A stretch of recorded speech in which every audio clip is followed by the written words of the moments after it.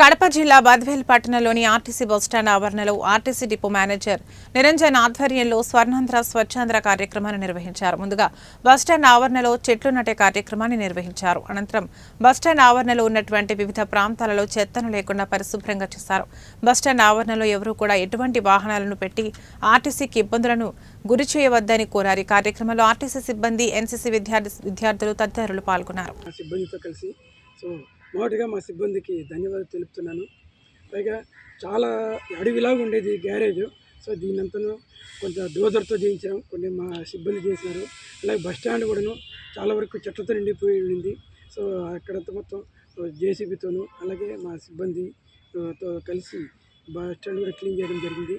ఇంకొకటి విషయం అంటే మినరల్ వాటర్ ప్లాంట్ కూడా రెడీ చేసినామండి. నిన్నటి నుంచి మినరల్ వాటర్ కూడా అవైలబిలిటీలో ఉంది.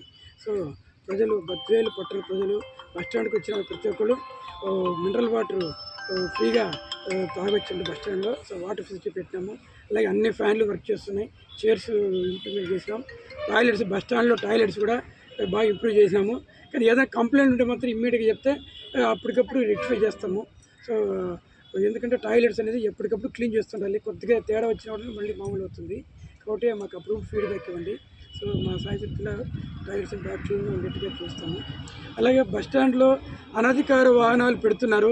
చాలాసార్లు చెప్పినాము, చాలాసార్లు గాలి తీసినాము, చాలాసార్లు లోపలతో వేసినాము, బళ్ళు కూడా తెచ్చి ఫైన్ వేసి పంపినాము. అయినా కూడా కొంతమంది మారడం లేదు. మారకపోతే ఇంకా కఠిన చర్యలు పోలీసు వాళ్ళ ద్వారా అలాగే బ్రేకింగ్ ద్వారా వాళ్ళ సాయం తీసుకొని ఇంకా కఠిన చర్యలు తీసుకోవాల్సి వస్తుంది.